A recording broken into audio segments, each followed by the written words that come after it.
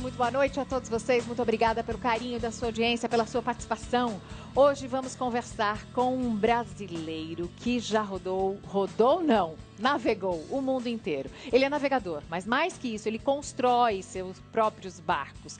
Ele já cruzou o Oceano Atlântico sozinho. Amir Klink, que se dispôs a explorar os extremos do mundo e hoje ancora aqui no nosso estúdio com muitas histórias para contar. Eu também vou conversar com uma banda que mistura teatro, música, artes circenses, que é o Teatro Mágico. Daqui a pouquinho também um pouco mais sobre eles, né, JP? Exatamente. Muito boa noite para você, Mariana Godoy. Você que está em casa pode acompanhar o programa através do Facebook. Aliás, entre lá e deixe sua mensagem através do Mariana Godoy, hashtag Mariana Godoy Entrevista e participe conosco. Quem usou a hashtag Mariana Godoy Entrevista para participar do programa de hoje vai ver suas perguntas aqui no ar também logo mais. Vamos começar com o pessoal do Teatro Mágico. Vocês têm, esse foi o último trabalho de vocês. Como pronuncia o nome desse álbum? O último não, o mais recente, por favor. Ah, é o mais recente. A gente ainda tem expectativa. Vocês veem, né? Como tem uma diferença. Exato. Não é o último. É o mais novinho. Exatamente. Esse álbum se chama Ale Hup. Ale Hup é um grito de guerra antes de entrar no picadeiro que o circense tem. Ale Hup. O músico tem a contagem 1, 2, 3, 4. O circense tem a contagem Ale Hup. O artista, o ator tem o merda. Que eles fazem. Quebra a perna. O americano fala break a leg. A bailarina, 5, 6 e 7, 8. É? E o circense, Ale Hup. Então esse grito Ale Hup também... É uma coisa meio francês de Ale Hup. Isso, vamos pra cima? Exatamente. Ale. Então tem esse lugar de crescente, construtivo, positivo, que é meu... Então vamos começar com uma música bem pra cima. Então o Ale Hup do Teatro Mágico. Um filme.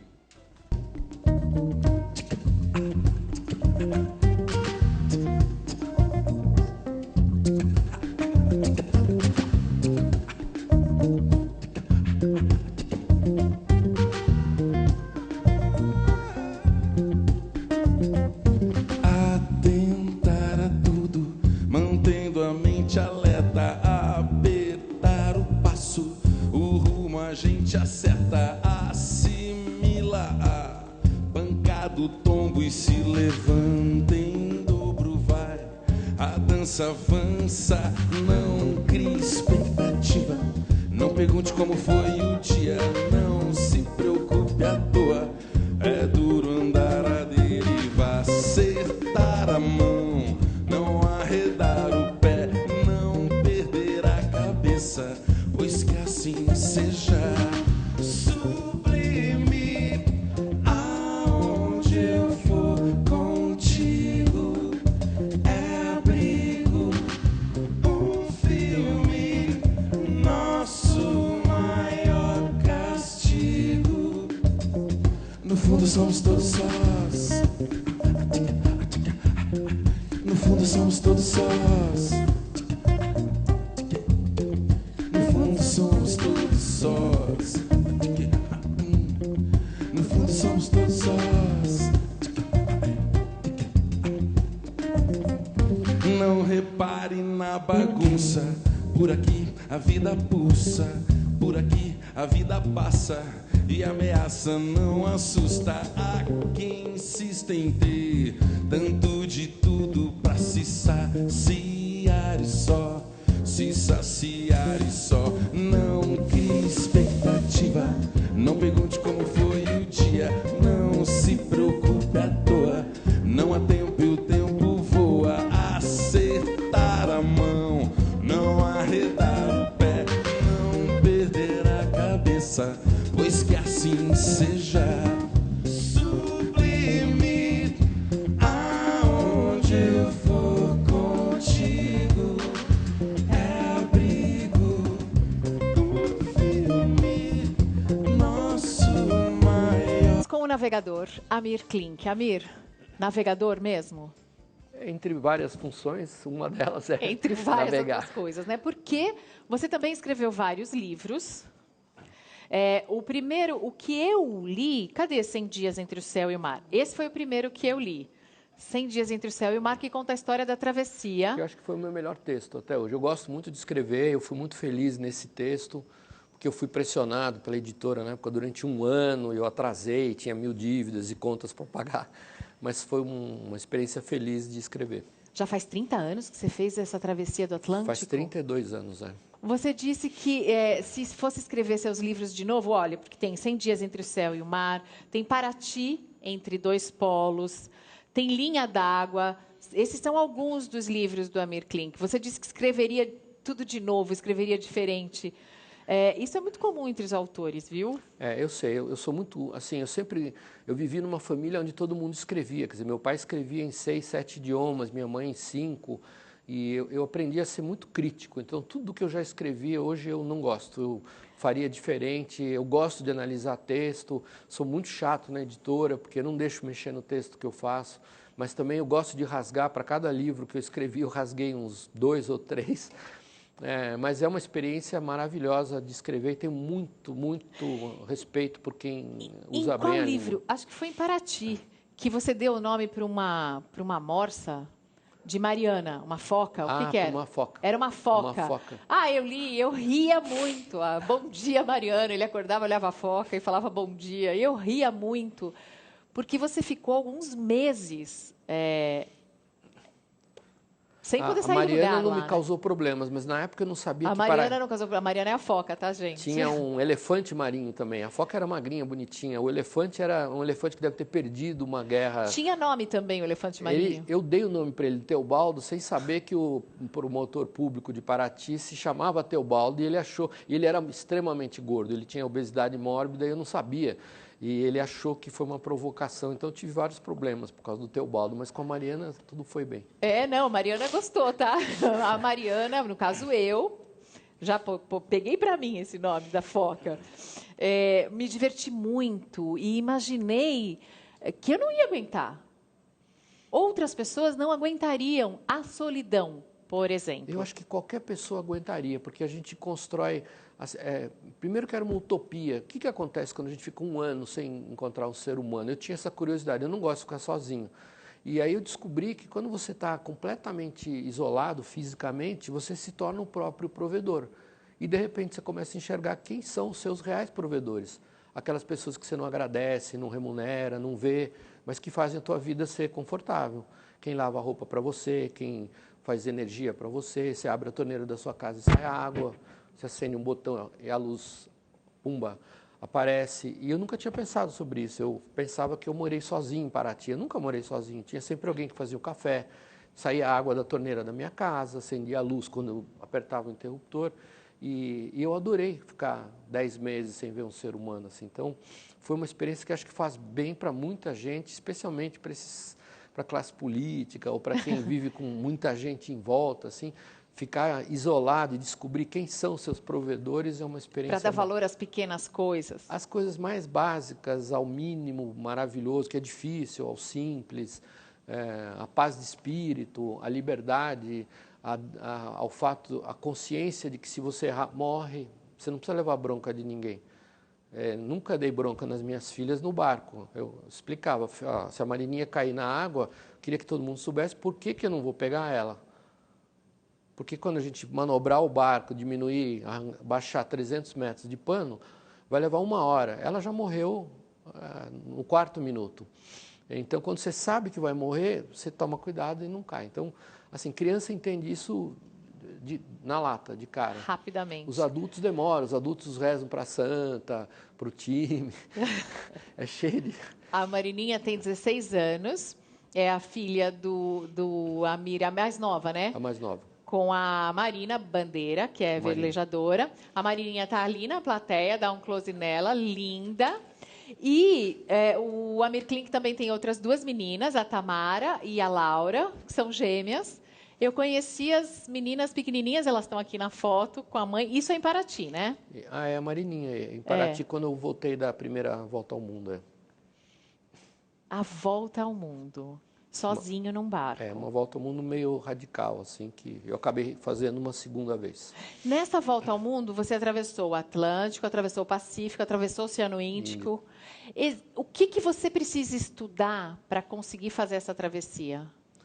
Bom, a parte mais interessante era a pauta astronômica. Eu tinha um compromisso astronômico nessa viagem, porque eu naveguei em alta latitude, numa latitude onde você não pode ter noite, porque tem gelo o tempo inteiro. Então eu fiz uma volta ao mundo o tempo inteiro vendo gelos. E no mar que tem gelo, você não pode navegar à noite. Então você tem que navegar no período do ano, em alta latitude, onde tem 24 horas de luz. Então eu tinha uma data certa para sair antes do solstício e tinha que voltar exatamente o mesmo tempo após o solstício do hemisfério sul para não perder as 24 horas de luz. Então foi uma viagem, a estratégia era bem mais complexa do que só cuidar do barco, das tempestades, das ondas. Adorei a experiência, foi minha viagem mais difícil, mas eu faria de novo. Pode-se dizer que você estava velejando pelo Ártico? Não, eu estava contornando a Antártica. A Antártica. Antártica. Aqui no sul, então. O Southern Ocean. Mas você foi também para o Polo Norte, né? O Polo Norte não dá para você navegar continuamente, porque você tem interrupção de Novaya Zemlya, Severnaya Zemlya, Svalbard, Groenlândia. Agora, no sul, existe uma latitude, na altura do Cabo Horn, do Estreito de Drake, entre a América do Sul e a Antártica, que os portugueses é que descobriram, que é o mar sem fim. É o mar por onde se navega continuamente na mesma direção e se acaba voltando ao ponto de partida. E para mim foi divertido, porque eu saí de uma ilhazinha, de um cais norueguês abandonado nessa ilha na Antártica. Peraí, eu vou fazer um negócio. Eu vou fazer um negócio, vou levantar aqui, tá, gente? Vem comigo. Que eu achei, eu descobri não, eu lembrei que a gente tem aqui, ele é bem antigo.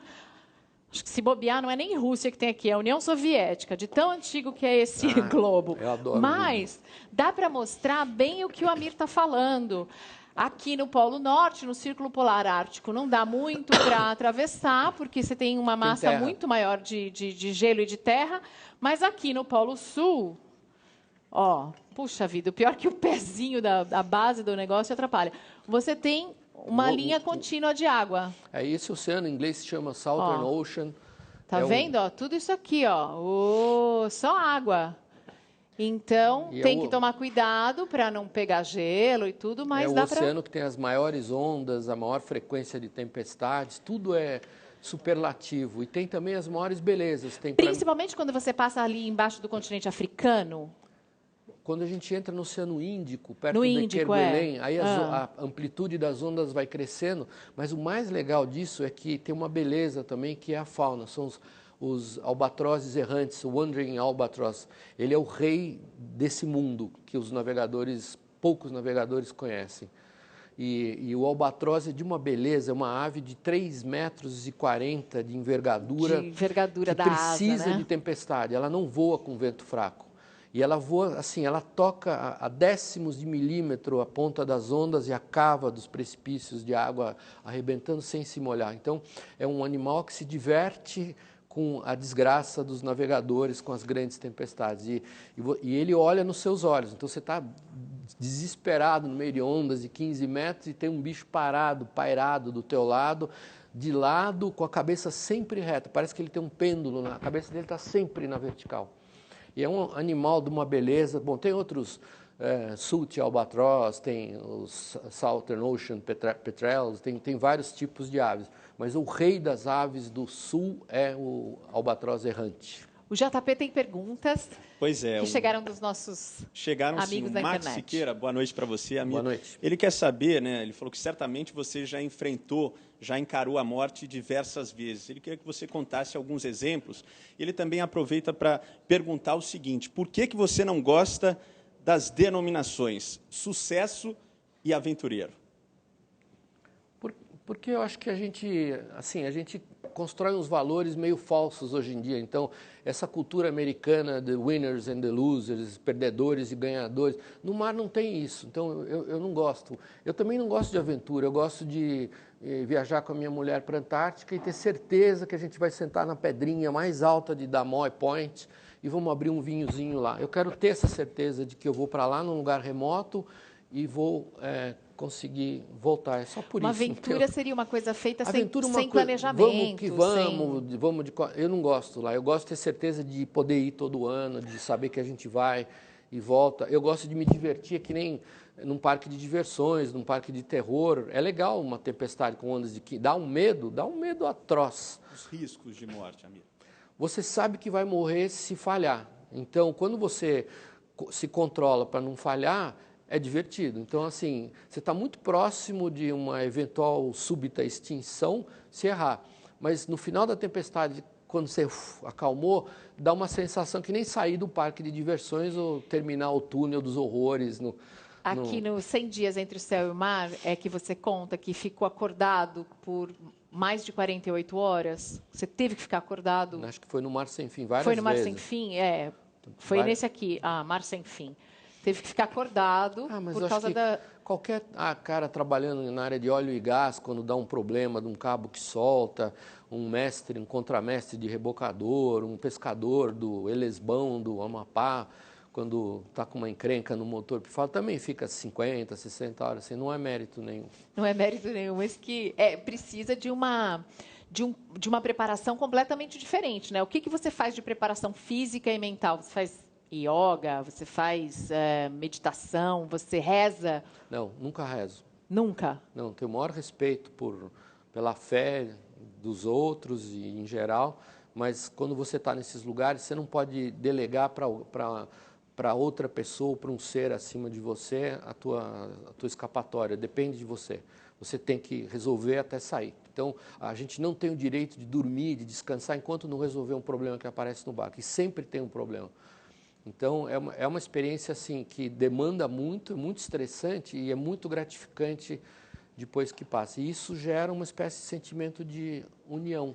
Hoje eu viajo mais com tripulação do que sozinho e eu cheguei a uma conclusão muito engraçada. Ninguém é perfeito, o mundo é cheio de caras de péssima índole. O Brasil é um grande exemplo de pessoas incríveis e de pessoas também covardes e mentirosas. Dentro de um barco não existe ser humano que não possa contribuir com o barco, com o conjunto. Todo mundo pode ajudar de alguma maneira. Pode ser criminoso, covarde, esperto, malandro, cortar... Primeiro que você não esconde a sua índole. Segundo que em algum momento você vai ter que servir, nem que seja como contrapeso.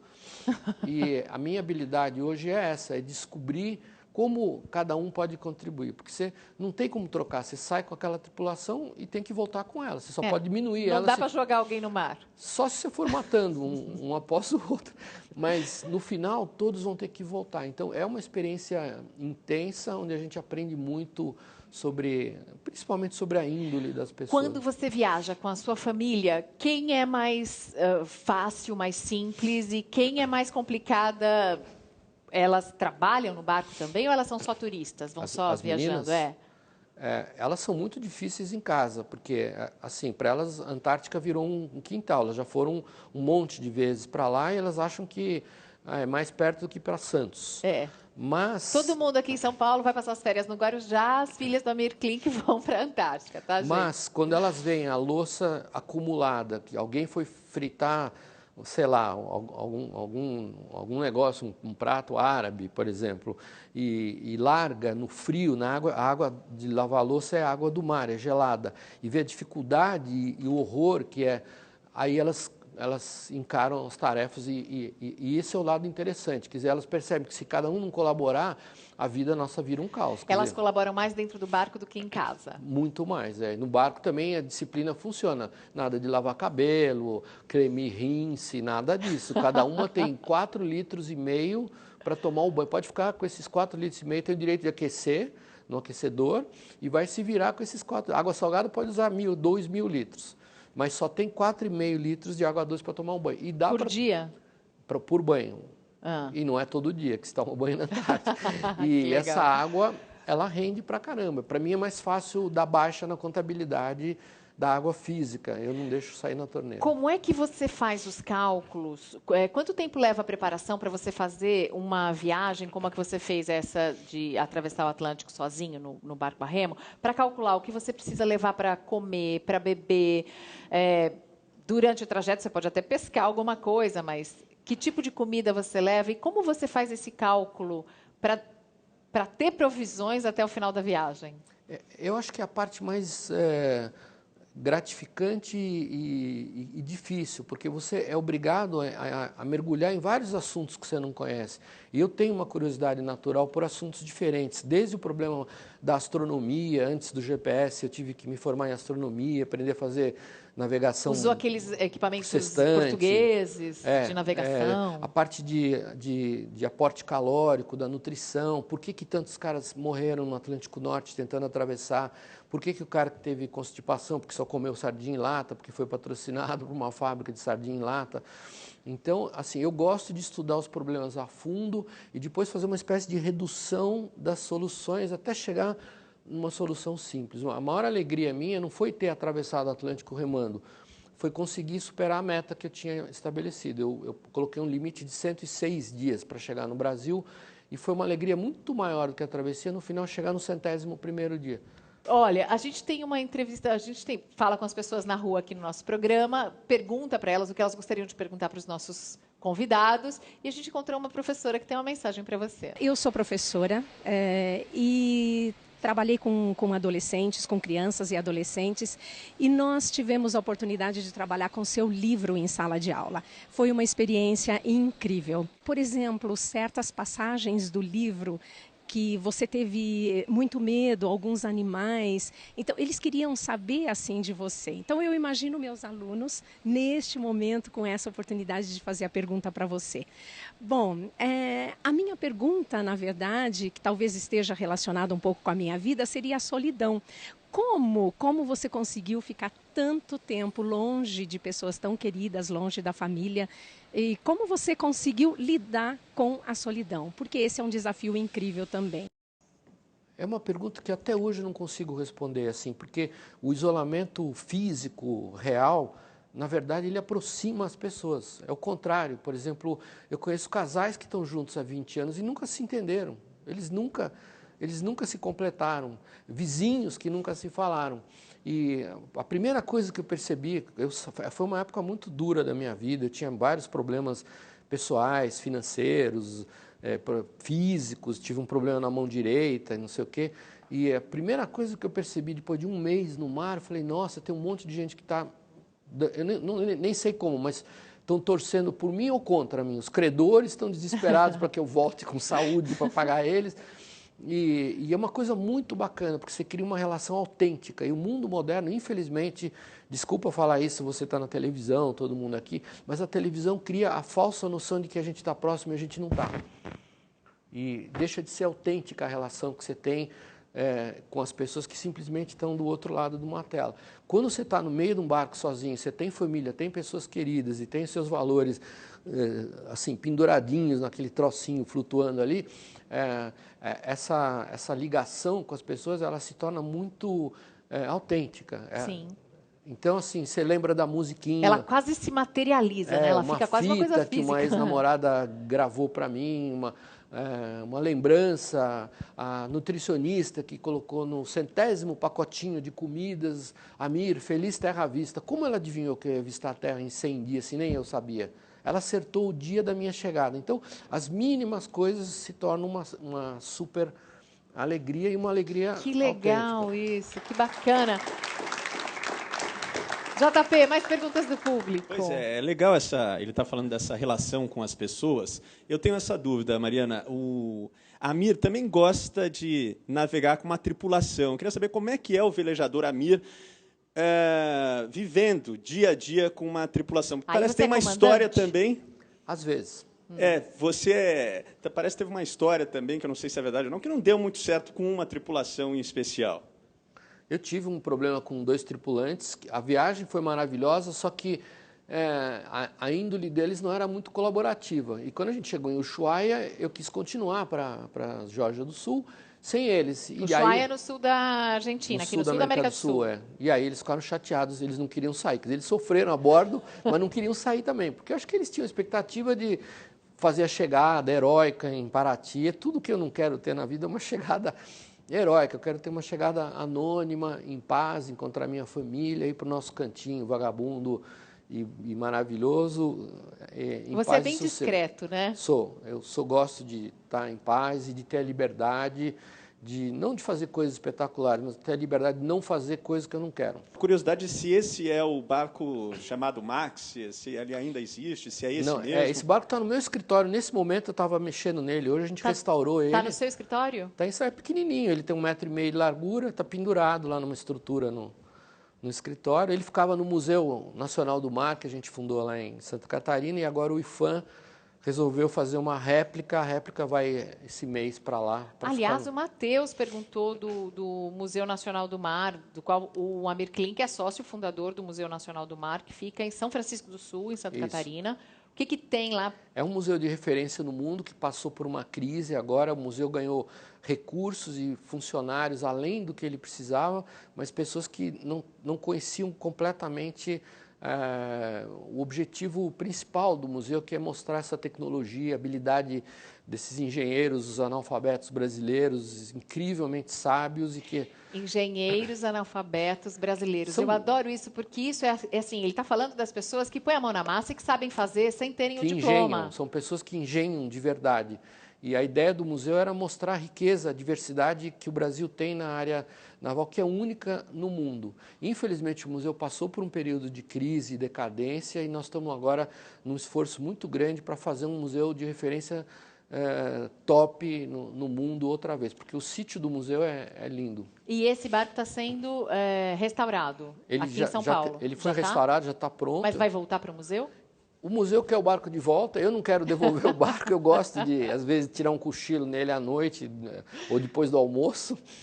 Mas a réplica que foi feita pelo construtor do barco, Jackson, e ficou tão perfeita, eu fui ver ela essa semana, que eu não consegui distinguir o original da réplica. Então, eu vou mandar a réplica lá para Santa Catarina para ficar no museu, porque às vezes judia um pouco. Vocês podem visitar o museu, a réplica é igualzinha à original. E tem uma história interessante a respeito do nome do barco. Como vamos batizar o barco? Como vai se chamar?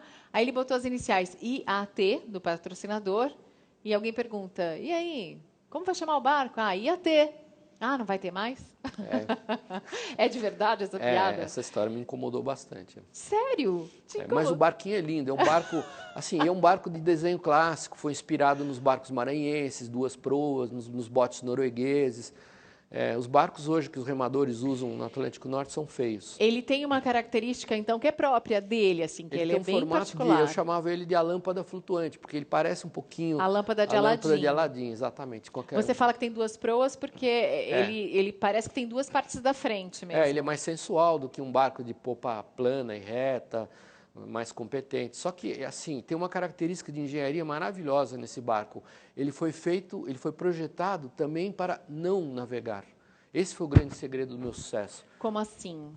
Por que tantos caras morreram em tempos recentes tentando atravessar o Atlântico a remo? Capotado. Porque eles só fizeram o barco para navegar. Eles esquecem que um pescador no mar, ele para pescar. E nesse momento ele não está navegando. Um remador não rema 24 horas.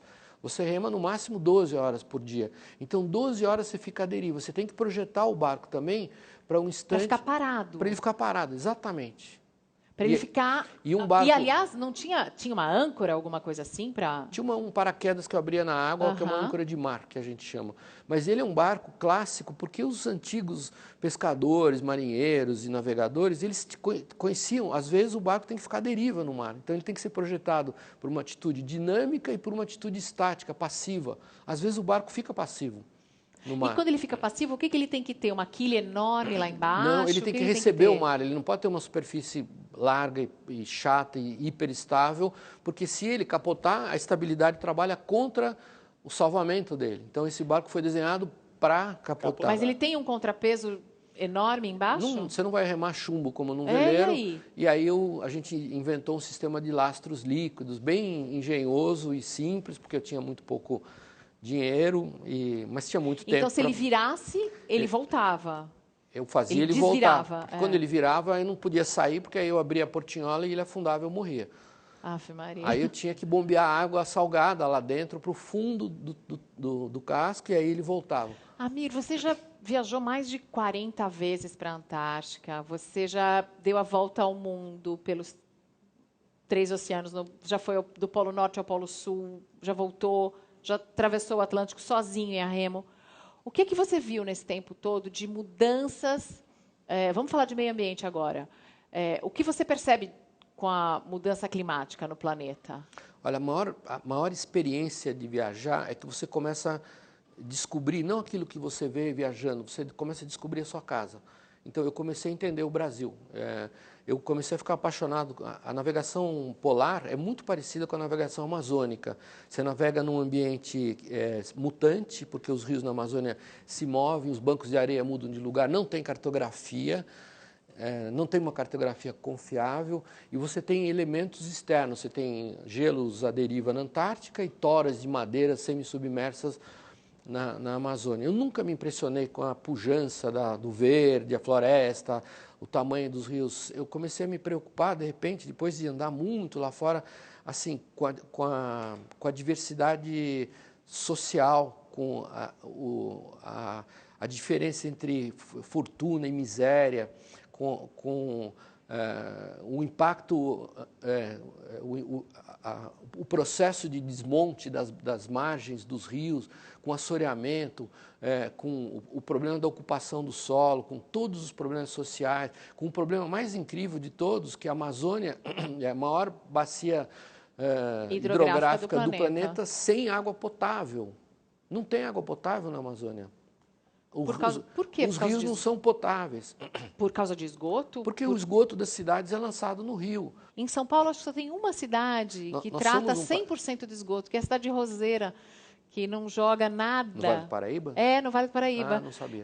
Ela coleta e trata. Porque uma coisa é você coletar o esgoto, outra coisa é você tratar. Outra coisa é você tratar 100% do que você coletou, mas você não coleta tudo que é produzido. Então, isso eu acho que faz a gente ser de terceiro mundo. A falta de atenção no saneamento básico. Tem solução para isso. Tem empresas hoje que têm processos mais baratos de tratamento, processos móveis. Eu fui visitar a bacia do Rio Doce. É um absurdo. Vale a pena uma cidade como Mariana depender de uma única atividade e de uma única empresa? Da mineradora Samarco? Eu conheço a Samarco. Eu fui fazer várias palestras lá sobre segurança, até o dia que me mostraram, o motorista falou, você conhece o resultado? É um processo de mineração que usa minério muito pobre. Então, esse minério é liquefeito e, através de uma espécie de amido de milho, há um processo de decantação, só que gera uma quantidade de rejeitos astronômica. É um negócio que a gente quer? Eu prefiro ter um negócio de turismo, que emprega as pessoas em Paraty, no Rio, em Salvador, e gera muito mais bilhões do que uma Samarco, muito mais. Vale a pena para a empresa agora ficar com um ônus desse, de pagar 20 bilhões de indenização? A controladora dela, a Vale, estão passando dificuldades agora com... Os números depois do acidente, mas vale a pena a gente colocar todas as fichas numa atividade? A gente está consumindo o planeta, né? Claro. Em nome do que eu não sei ainda. Amir, seu nome é Amir Khan Klink. Seu pai é de ascendência? Meu pai era libanês. Libanês. Jamil. E a sua mãe? Era sueca. Como fala o nome dela? Se fala em sueco, Åsa. Åsa, mas se escreve asa, porque tem uma bolinha em cima do A. É Friberg ou é Freiberg? Friberg.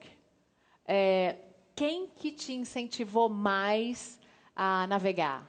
De onde veio essa vontade? Essa é uma pergunta também do Matheus. Nenhum dos dois. Nenhum dos dois? Não. A minha mãe era uma artista e meu pai era um homem muito, muito duro e visionário. Não era um grande empreendedor, mas era um visionário que enxergava o futuro dos países, quis fundar o Estado de Israel no Brasil, saindo para comprar uma fazenda no Paraná para fundar um Estado. Assim, mas isso teria sido ótimo para o Brasil, hein? Não sei, mas ele era um cara bem extremado, mas a diferença entre eles foi que acendeu na gente a vontade de viajar. Não é que eu navego porque gosto do mar. Para mim, navegar é um modo de conhecer a bola onde a gente mora. E eu tinha medo. Meu pai morou no mundo inteiro, falava um monte de línguas, minha mãe também, e a gente, o máximo que a gente tinha ido era Paraibuna. São Paulo para Paraibuna e Santos, Guarujá, era o meu universo, e aí eu fiquei com essa sede de conhecer o mundo, de comparar o ambiente onde eu vivo com outros. De repente você vai na África e fala, nossa, nós somos muito ricos aqui, a gente tem água o ano inteiro, nossa, é quente. Você começa a construir uma visão melhor do teu quintal quando você anda pelo planeta. E você, às vezes, vê também outros países e outras realidades que você olha para o Brasil e fala, a gente podia ter isso, também tem essa comparação que você vê que o Brasil ainda não chegou lá? Vê, mas também você vê uma outra coisa interessante. Por exemplo, não é um problema só do Brasil hoje, mas é um problema talvez da facilidade das mídias, que deu para a gente um empoderamento que é falso, uma intolerância. Nós estamos vivendo um período de intolerância muito grande. E é mundial, né? É um fenômeno mundial. Não é só brasileiro. Não é brasileiro. Eu vejo, a gente vê a polarização e a intolerância. Eu detesto futebol porque, primeiro, não é um esporte brasileiro, é um esporte inglês que está há 100 e poucos anos aqui no Brasil. O remo é um esporte brasileiro.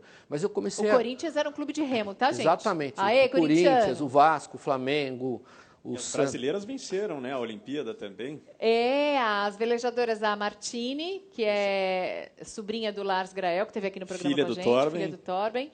Filha bem do legal. Torben, Maravilhosa a campanha delas. O Isaquias também na canoagem. Isaquias Queiroz já... Nossa, o Isaquias Queiroz. A gente, nessa Olimpíada, teve bastante... Mas eu comecei a não gostar do futebol quando eu vi intolerância em relação à torcida de times.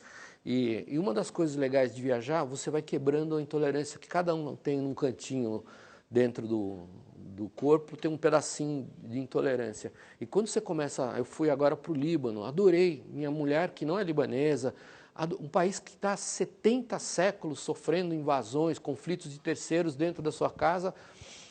quando você vê a dificuldade lá nos acampamentos, onde está a Al-Fatah, o Hamas, fomos nas cidades tomadas pelo Hezbollah, fomos na gruta do lado de Sidom, onde Jesus era judeu e a Dona Maria, mãe dele, era uma judia que não entrava nas cidades pagãs.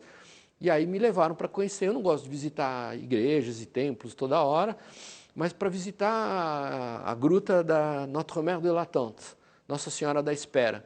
E o que é essa gruta? Eu perguntei. Falei, Jesus vinha aqui, deixava a mãe dele nessa gruta, no alto da montanha, ela enxergava ele lá embaixo, fazia as pregações dele em Sidom e voltava para dormir. Foi a vez que eu cheguei mais perto de um lugar onde Jesus sentou com a bunda naquela pedra, Dona Maria. O que é essa cava mais alta na pedra? É onde dormiam as mulheres. Quer dizer, é uma experiência muito legal. Lá embaixo, você olha embaixo, tem um acampamento fechado, sendo prestes a ser bombardeado. Israel mandou uma mensagem muito violenta. Então, assim, quando você vê as fronteiras próximas, o Estado Islâmico a poucos metros, tá, a alguns 1000 metros das ruínas de Baalbek. Quer dizer, eu não sei se você conhece Palmira, eu conheço pouco. Eu não conheço ninguém que conhece Palmira. Baalbek é muito mais espetacular. Palmira só das últimas notícias que não foram boas, aliás. Então, você quebra a intolerância quando você viaja. Olha, eu queria mostrar um livro que as meninas também escreveram. Você já pensou em você fazer alguma coisa para crianças? Férias na Antártica. Esse livro é da Laura, da Tamara e da Marininha Klink. Tem algumas fotos e as impressões das meninas sobre as viagens com o pai. Algum lugar que você queira conhecer, Marininha? Leva o microfone, JP. Para ela falar se ela tem algum lugar que ela queira conhecer e que vai sozinha também, vai sem o pai. Eu não me canso de ir para a Antártica com a minha família. Eu gosto muito. Que legal, que legal. Então, já viu? Mas sempre tem um lugar novo. Eu já pensei em escrever, mas não quero concorrer com elas, porque, de novo, essa história da autenticidade. O relato da Nina, por exemplo, é autêntico. É autêntico, é um negócio... Então, quando elas fazem um monte de palestras no Brasil hoje, para escolas, principalmente, e é muito legal você ver... Não tem graça ver eu sou um palestrante experiente, fiz mais de 2.000, mas elas falando é legal. Que legal. E quem é que vai seguir mais a profissão do pai, a sua linha? Qual delas leva mais jeito? A Tamara faz arquitetura na USP e a Laura? Isso. A Laura faz design na Escola Superior de Propaganda e Marketing. E a Nina não sei o que vai fazer, mas cada uma vai ser navegadora, hein, Nina? Não, acho que cada uma vai construir o seu caminho. E elas são do mundo hoje, não são mais as minhas filhas. Para encerrar, Amir, o que é que você deseja para o Brasil e para os brasileiros? Eu acho que nós somos um país muito rico, que foi muito judiado durante muito tempo.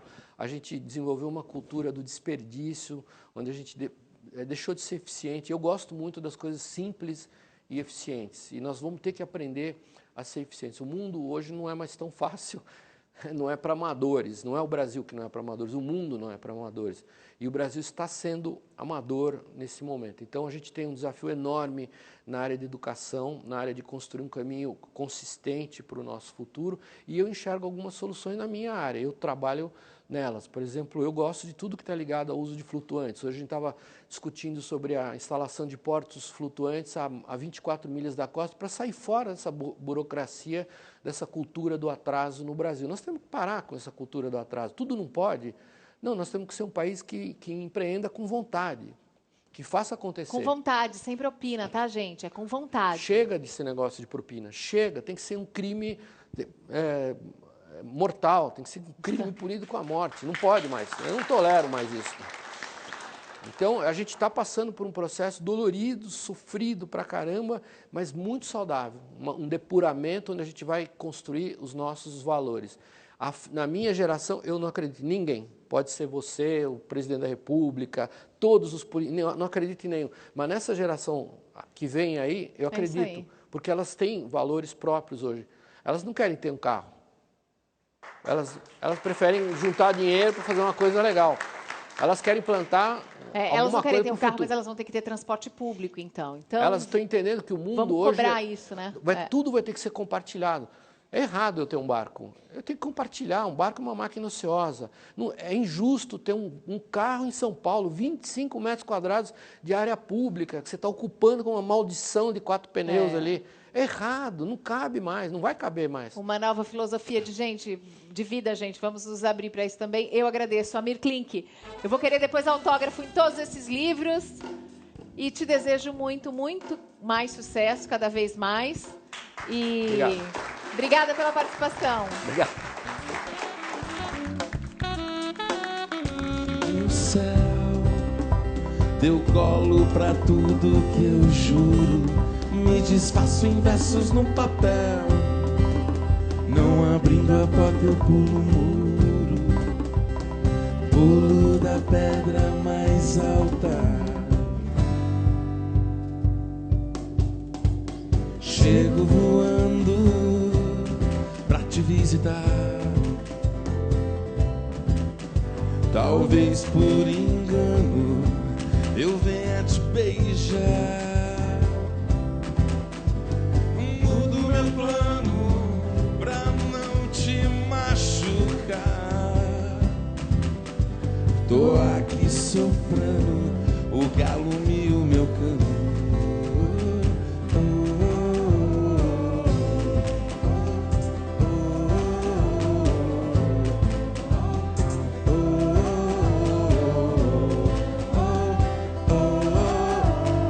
Será paz, será paciência, será Senhor só esperança.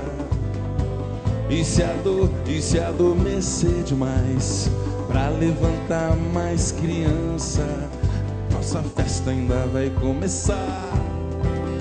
Nossa peça era a peça que faltava. Cê me inspira pra eu te respirar em poesia que não acaba. Acabo de pular da pedra. Chego voando pra te visitar. Talvez por engano eu venha te beijar. Mudo meu plano a não te machucar. Tô aqui soprando, o galo mia o meu canto. Palmas! Se eu soubesse que ia ganhar um beijo, eu ficava repetindo só aquela parte da música. Tudo bom? Esse é o Fernando, gente. Fernando do Teatro Mágico. Vamos ver se eu acerto. Essa é a No. Sim. Ai! Eu tô olhando aqui na minha colinha o cara do teclado. Cadê o nome do cara do teclado? Caixa, baixo, violão. Teclado, Guilherme. Cara do teclado é o Guilherme. Você é o do violão, é o Zeca. O Sérgio aqui do baixo, que passa um delineador embaixo do olho. Incrível, né? E aqui, quem é o Ricardo? Então, você é o Rafa. Ei, bem-vindos. cada um escolhe a maquiagem que vai fazer e faz, é autoral. Autoral, praticamente um ajudando o outro, né? Jota, leva o microfone. Não, fala de novo no microfone. É autoral e colaborativa, né? Cada um vai achando o seu caminho. E vocês mudam ou sempre fazem a mesma? A gente muda. Muda? Geralmente de álbum para álbum a gente muda um pouquinho. Autoral e colaborativo. Por exemplo, o Serginho faz autoral, a gente fala, tá ruim. Aí a gente vai e faz uma nele, colaborativo. Colaborativo. Então, Serginho, se defenda. O Serginho, dá o microfone pro Serginho, porque é o seguinte, Serginho, ó, você só passou um delineador embaixo, Você gostou? Eu adorei, eu achei que você tá ótimo. Dá um close no Serginho, por favor. Obrigado. Olha lá, dá um close no Serginho. Serginho, você tá ótimo, você tá lindo, e o som do baixo é que tá incrível, isso é o mais importante. Obrigado. JP, aqui seu mic. Olha, são 12 anos de carreira, tô sim, certa? Exato. E no YouTube, vocês têm mais de 17 milhões de likes de pessoas que viram, assistiram seus vídeos. O YouTube é o grande lance hoje? Na verdade, as redes É a sociais, grande fonte a de... nuvem é uma grande ferramenta para você poder divulgar o seu trabalho, seja texto, foto, som, imagem. Vocês usam muito isso, vocês Sim, contam com isso. o nosso caminho se deu através das redes sociais, dessa tecnologia. A gente não está de uma maneira massiva dentro das mídias mais tradicionais, de TV e rádio, mas dentro da internet, na nuvem, a gente sempre teve uma relação muito próxima com o público. Porque o público de vocês é mais jovem, é mais descolado, é mais antenado? Porque era a única alternativa que a gente tinha. Para tocar no rádio, você tinha que pagar para poder ocupar determinados espaços. Chama jabá isso, tá, Exatamente. gente? Chama jabá, pagar para tocar. Para você estar na televisão, você tem que ter alguma coisa em troca, por exemplo, um bom público. Então, é incrível como você vê gente talentosa, criativa, fazendo coisa interessante, mas que não tem espaço nesses meios mais tradicionais e que pegam muitas pessoas. Então, a internet, né, o pessoal falava, poxa, vocês são uma banda alternativa. Não, é que a nossa única alternativa foi justamente essa, poder se utilizar da internet como uma ferramenta ao nosso favor. Olha, e vocês fazem muitos shows? Vocês preferem, gostam mais de se apresentar ao vivo? Sim, a nossa caminhada é essa, é ao vivo, é ali com o público direto. A gente sempre busca fazer mais apresentações. E como começou? Vocês são primeiro um grupo musical, ou primeiro um grupo de performance, ou primeiro um grupo de dança, ou de teatro? Como começou? Tudo numa coisa só. Começou inspirado em saraus. E o sarau é essa possibilidade de você fazer esse encontro. Não precisa ser só um sarau literário, né? Como o sarau da Cooperifa, que eu adoro, do Sérgio Vaz, que a gente usa vários textos dele, inclusive. Mas é um encontro plural, de variadas artes. Então, a gente sempre pensou em trabalhar com a pluralidade. Começou, essencialmente, um projeto musical. Você é de Osasco? Eu sou de Osasco. Aqui de Osasco. A Rede TV também fica em Osasco. Agora, onde começaram esses saraus? Os saraus eram também em Osasco, ali em Pinheiros. Tinha um lugar chamado KVA, ali em Pinheiros, que era uma casa de forró, mas que também tinha um sarau que acontecia ali. E foi lá que eu conheci a No Estopa, minha parceira de composição, de música. E todos eles aqui a gente foi conhecendo na estrada sonora, a gente foi um conhecendo o outro, indicando o outro. Ei, mas para ganhar dinheiro agora, o show tem que custar bem caro, hein? Porque tem que dividir entre muita gente. Pois é, você vê como é. Mas a gente consegue esse apoio do público, o público comparece e a gente consegue sobreviver. JP, manda lá as perguntas. Pois é, não é no último, né? Quer dizer, no álbum mais recente, Exato. como você já falou. Deixa eu sair da frente aqui. O Daniel... Santiago. Santiago? Daniel Não, Santiago. o Daniel que vai fazer a Daniel pergunta. Santiago foi o nosso produtor. Daniel Lima. Ele fez a direção musical, um gênio, amigo nosso, querido. Ok, agora o Daniel Lima, Xará, ele quer saber o seguinte, esse álbum tem um caráter vintage, mas com uma roupagem moderna? Como assim? É porque é a primeira vez que o Teatro Mágico trabalha pesquisando timbres, texturas, essa coisa mais eletrônica. A gente sempre teve um som bem orgânico. O que a gente fez agora foi gravar... Peraí, o que é som orgânico? Som orgânico é piano, violão? É a gente tocando mesmo. Né? Ali, ao vivo, pá, aquela coisa toda. E nesse momento agora, o que a gente fez? A gente tocou, mas a gente somou nesse tocar alguns timbres de coisas eletrônicas, texturas, coisas dos anos 80, coisas de agora. A gente queria ser a Lady Gaga um pouco. Por que as pessoas não podem... o pessoal coloca teatro mágico para cantar abraçado em volta da fogueira, mas a gente queria que o pessoal desse play na pista. E a gente queria também trazer uma outra paleta de cores. O nosso álbum anterior era o Grão do Corpo, era um álbum preto e branco, mais introspectivo. Mas com essa nova roupagem, né? Tem muita gente dizendo que vocês fugiram um pouco da essência, ou que mudaram. Ah, gente, para de rotular o teatro mágico. É teatro e é mágico, não pode ficar fazendo só o que você quer. Olha, obrigado, vai fazer de tudo. Olha, pronto, com já essa falei. Resposta, né? Até porque a nossa essência... Mas é uma crítica aqui do... Não, viva a liberdade, viva a liberdade. A nossa essência é a nossa constante mutação. Eu quero ver cantor de rap tocando bossa nova, eu quero ver cantor de jazz tocando rock, eu quero ver o teatro mágico tocando o que vocês quiserem. O que vocês vão tocar agora? Agora a gente vai tocar a música que se chama Deixa Ser. Deixa ser, pronto. Deixa nascer, deixa a roda girar. Simbora.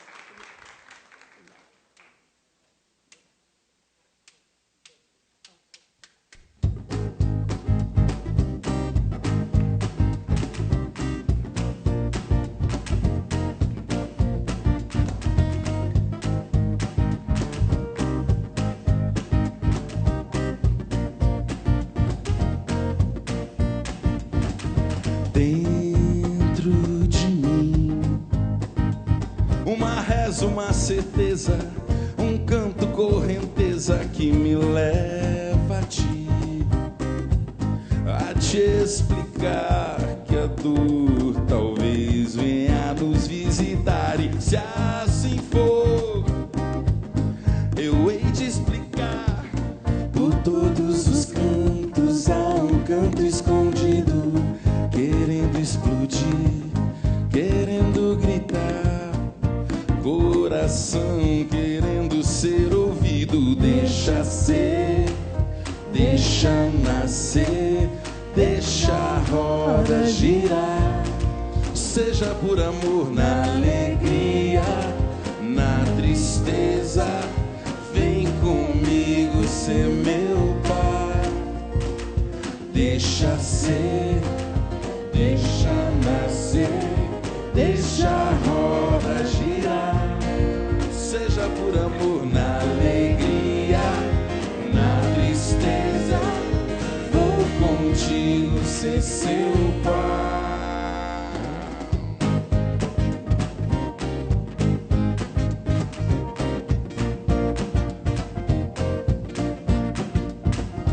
Dentro de mim, uma reza, uma certeza, um canto, correnteza que me leva